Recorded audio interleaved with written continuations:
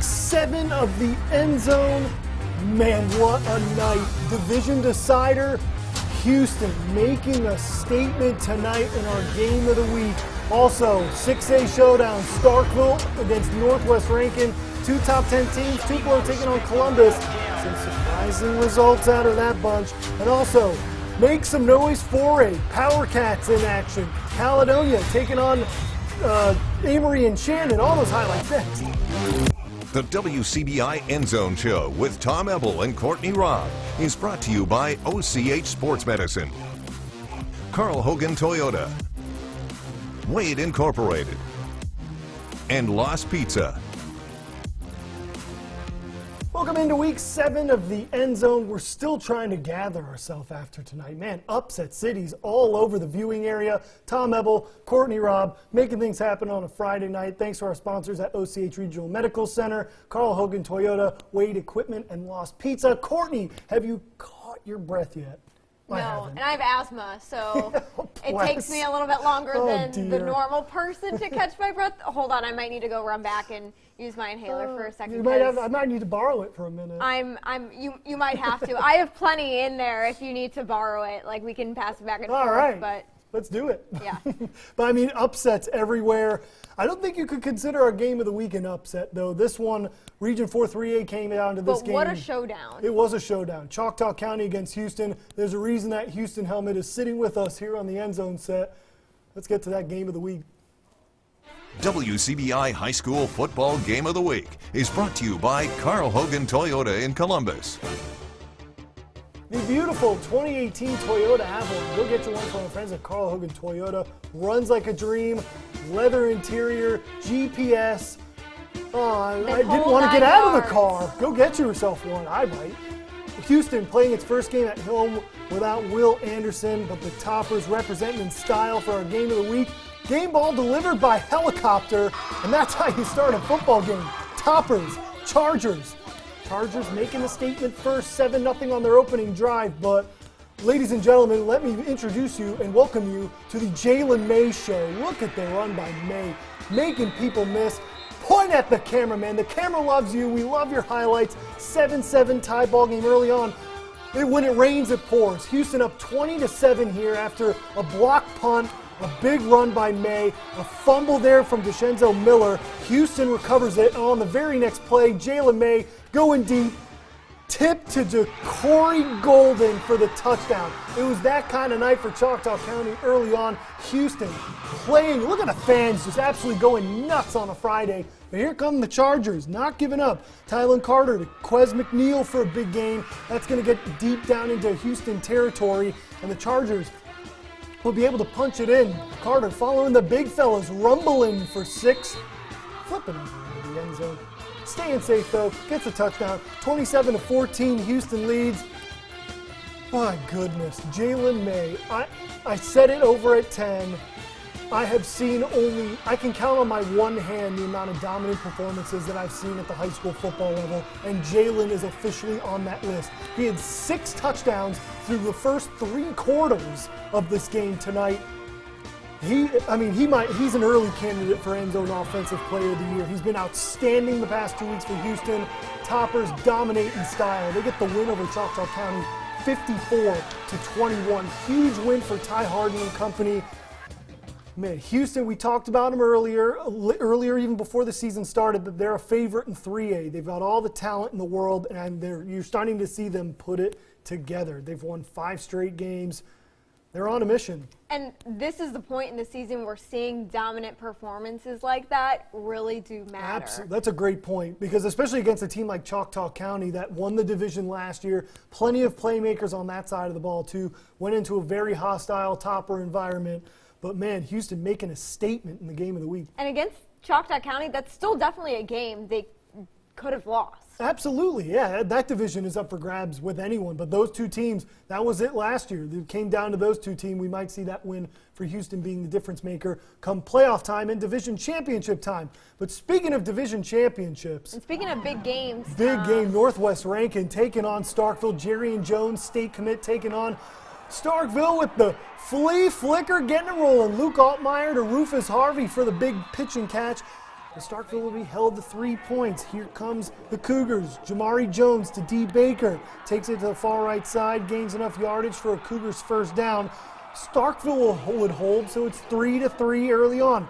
Altmeyer to Dreek Clark. No room for Dreek. He gets crushed behind the line of scrimmage. But that's no matter because Luke Altmeyer to Rufus Harvey is making things happen, making people miss, rumbling, stumbling, bumbling for a first down. Rufus playing out of his mind this year, and then just feed Dreek for the touchdown. But Northwest Rankin ends the undefeated season for Starkville 27-20.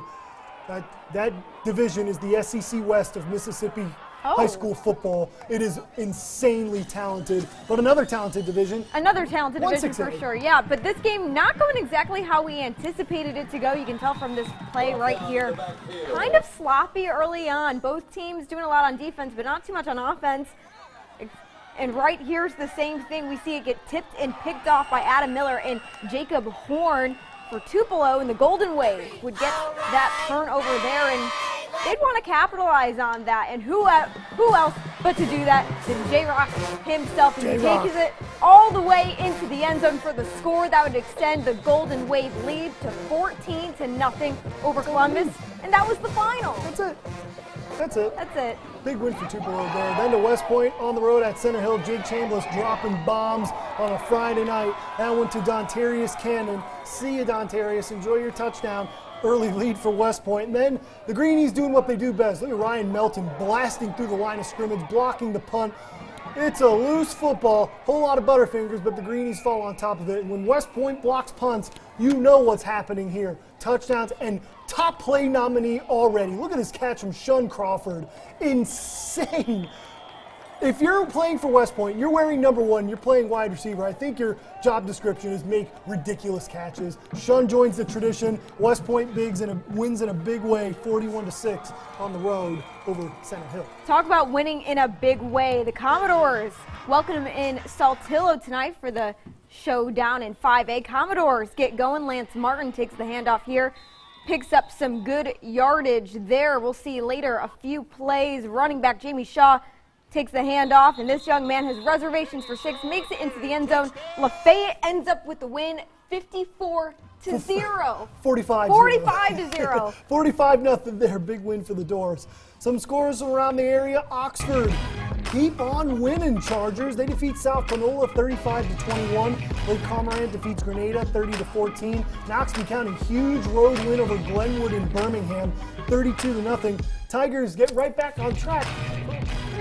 Big game coming up next week against one of these two teams. And this was another game that had lots of good plays in it, especially for Kevon Jackson, who's going to get the handoff and run up the middle for a nice gain there, getting the Wildcats some good momentum early on. And Jackson would do it yet again, rolls into the end zone for... Wait, hang on. He didn't have the football. What? But it was a touchdown. I think it was Dre Shoemake with the touchdown. It was. Oh, the read option fooled the camera. I love it. Yeah, I couldn't keep up. Kevon one more time. Athlete, but he'd make it into the end zone. They'd go up 14-0 before the second quarter even started. And Kevon would just keep things rolling. It was the Kevon Jackson show today. Yikes. He makes it back into the end zone and gives me a little choo-choo up there. All aboard the Kevon train. Tom, it was 21 skunk in the second quarter, and New Hope would fall later on 54-0. Wildcats are on a tear. Toothpick Bowl next week. Just a little teaser. Amory taking on Itawamba HS, and if you love points, this is the game for you. Early on for the Indians, Jackson Orr, play action, downfield to Davion Sistrunk for a big gain. Nice catch. He gets into plus territory. And Itawamba will punch it in. Jackson Orr follows the big fellas, rumbles across the goal line for 6-7 Itawamba HS early on. Amory's turn though, third down. It's handed off to Ivy. The man breaks tackles for a living, gets the handoff, short gain, but that's going to be good enough for a first. And then it'd be a field goal attempt for Amory.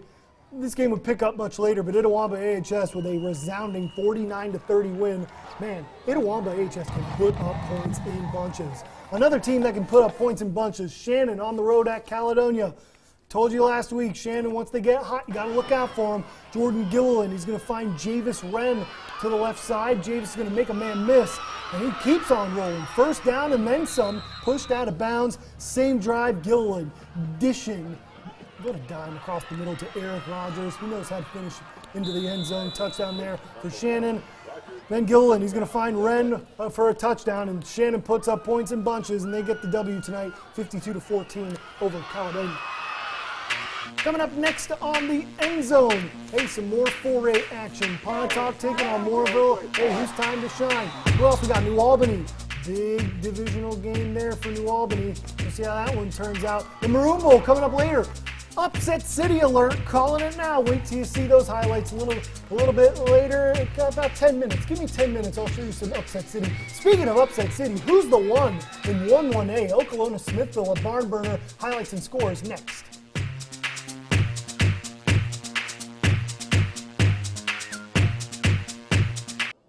Back to the end zone, we go to Pontotoc taking on Moorville.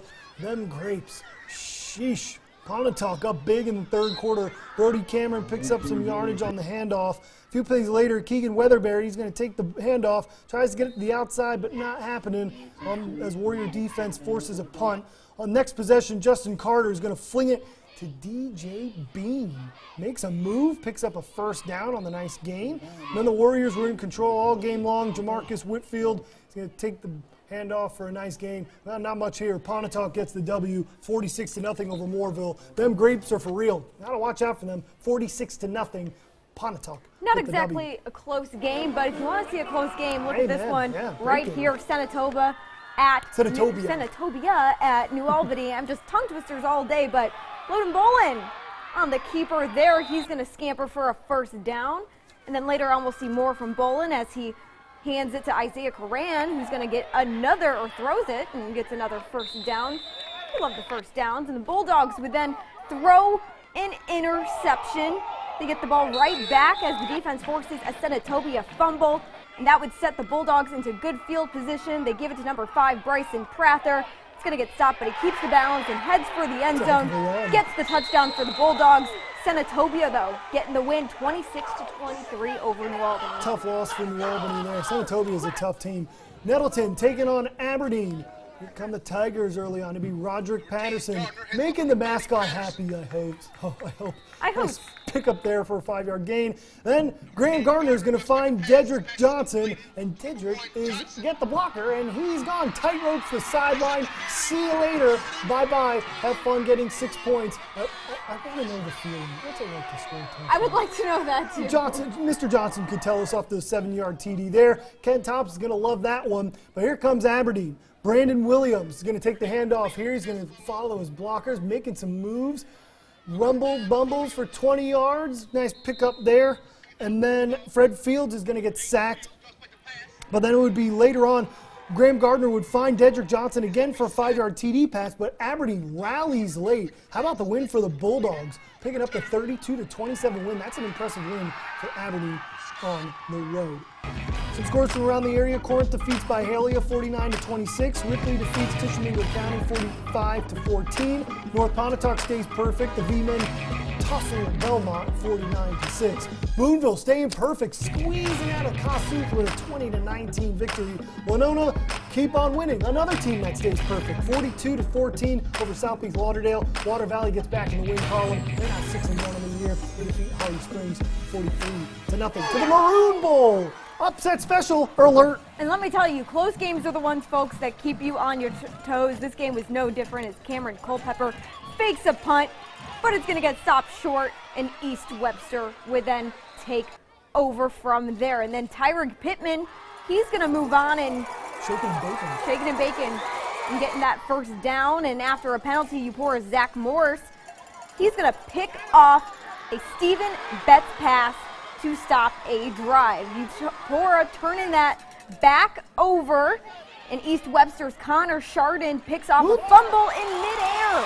That's nice. It is. And Parker Burleson, he will miss a 45-yard field goal. Eupora rock fight, losing 7-6, just by 1 point. Huge win for Ron Price and company, 7-6. Rock fight. We love defense on the end zone. We do. And you're rewarded accordingly. So, talking about rewarding, Hatley and South Pontotoc. I told you my heart can only take these upsets so much. Will Cantrell on the keeper, 5-yard nice gain. Then Cantrell again. He's going to find his man right across the middle. Hatley scoring the touchdown early on, and the Tigers in business.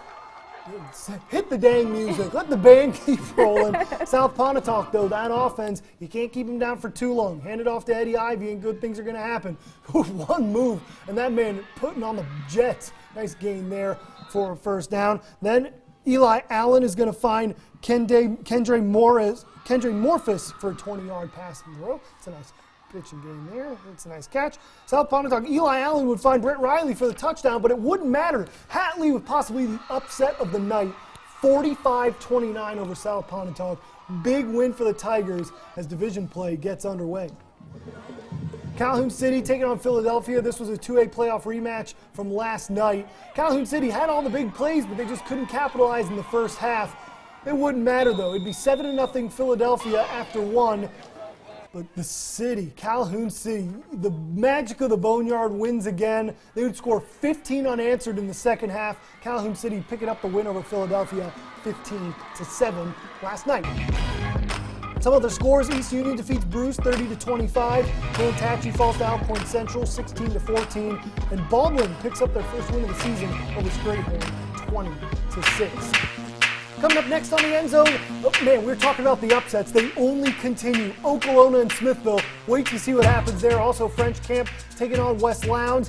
No room at the top. It's division play only from here on out. Also, some awesome academy. Oak Hill Academy at home. Starkville Academy, Heritage Academy on the road. How would they do? We got those scores coming up next. Also, we meet again. Pickens County and Aliceville facing off in West Alabama action. South Lamar in action. Highlights and scores next.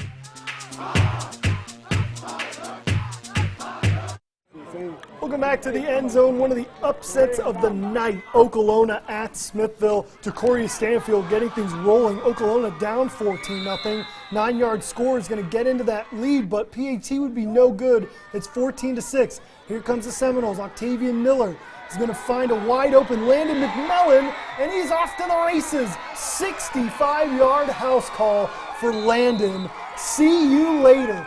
Smithville, have yourself a night. 27-22, the Seminoles top Okolona. Huge win for Michael Campbell and company. 1-1A, folks, wide open now. You tell me who's going to win that division. Speaking of big games, French Camp at West Lowndes. It's going to be an Edwards duo here to start things off. Holman Edwards throws to Bradley Edwards, and they're going to get a nice touchdown with just seconds left to go. The Edwards in world. The first. They really do. Putting up some good things there in the first half. Jermaine Williams now, he's going to fake the punt and grab a beautiful first down. We love fake punts. We do. Tom's cheering over here. I am. Victory dance. And much like Tom's celebration, this celebration is going to be short-lived, but West Lowndes tries for a handoff, but it's going to pop out, and French Camp's Logan Campbell, he will end up recovering the ball. Yeah, that's a nice catch there. It was. And then French Camp gets the win, 33-14. TCPS at home taking on Byers, and man, it was touchdown city in Eagles country. Up 14-0, Kai Holiday with the QB keeper. It's 21 skunk after one. And then second quarter, Josh Berry, the handoff up the middle, 28-0. Am I done? No, absolutely not. It's going to be Cody Coggins this time. You get a touchdown. You get a touchdown. Everyone gets a touchdown. TCPS wins 69-12. Big win there for the Eagles. Nice. Very nice. Some scores from around the area. Nanawaya just chuck up another gun. 27-6 over Lee County. Knox Pater defeats Sebastopol 30-0. Ethel defeats Hamilton 26-8. Myrtle keep the train rolling. They're now 6-1, defeating Hickory Flat 50-0. Faulkner defeats Ashland 53-12, and Biggersville thrashing Thrasher 52-0. Coming up next on the End Zone, we dive into our academy schools. Stay tuned for highlights and scores next. Hey, fireworks! We love fireworks. We do. They get us so excited. Oak Hill Academy taking on Columbus Christian. That's you. Oh, yeah, Tom. I I was so excited. Joe Nikaski completing a pass to Colin Kojus, and they get down to the 15. Lucas Birmingham takes it to the 1-yard line there, and then we'll see later on Joseph Golson. He's going to score a nice 1-yard touchdown Big fella pass. rumble in for the 6. extra point would be good, and they would show me up, considering that apparently they were paying more attention than I was. Hit the fireworks, Oak Hill Academy. They got the W tonight, 36-11. Man, fireworks, they're exciting, Courtney. I'm right there with you. They are. Starkville Academy defeats Pillow Academy 17-14. I knew that one was not. This Starkville Academy just keeps on winning. Heritage Academy, big win on the road over Leak Academy, 41-20. Winston Academy falls to Canton Academy, 28-12. Winona Christian falls to Bayou Academy, 34-20. Delta Streets defeats Hebron Christian, 44-14. And Victory Christian loses a tough one on the road, 54-52 to Tuscaloosa Christian. To West Alabama we go. Pickens County taking on Aliceville. Early on, Kayvon McGraw is going to hand it off to Xavier Wilkins. And watch the moves from Xavier. Skirt, screen, whoop. Makes about 3 people miss. Picks up a first down there. That's a nice run there. So the run sets up the pass. McGraw is going to drop back to pass. He's going to heel one deep to Matthew Clark. But Kareem Spruill says no soup for you, intercepts the pass, and he's off to the races. He's got some blockers. It's a caravan of tornadoes leading the way, but he'd step out of bounds. Sad, it would have been a pick 6, but hey, he still got the interception. Thing looking good, but Aliceville gets the ball back. McGraw pitches to Wilkins. Check out the moves one more time. Skirt. Oh my goodness, look at the moves. It's like a dance floor on the field. Aliceville gets the W 14-6 over Pickens County. South Lamar taking on Tarrant. South Lamar in business tonight. Jack Dowdle is going to find Jarrett Bryan, hands it off. He's going to take a 40-yard gain. Watch another one. Skirt. Watch out for those feet, young fella. Tie those ankles, you're going to need it. Then the ball is going to be handed off to Chase Sickles. Chase Sides. I can't read the handwriting here. Who makes the first touchdown of the night? South Lamar. Hey, they're up 7-0, and that's all they would need. South Lamar picks up the big win, 42-0. Hey, the Stallions on fire, just keep on winning. Sullivan falls on the road to Marion County, 23-14. So we'll wrap up the show. We'll pick our wins of the night coming up next. My win of the night, upset special, Hatley Tigers. Yours is the Smithville Seminoles. Hey, Toothpick Bowl coming up next week. It's going to be a great weekend. We'll see you then. Bye. The WCBI EndZone Show with Tom Ebel and Courtney Robb is brought to you by OCH Sports Medicine, Carl Hogan Toyota, Wade Incorporated, and Lost Pizza.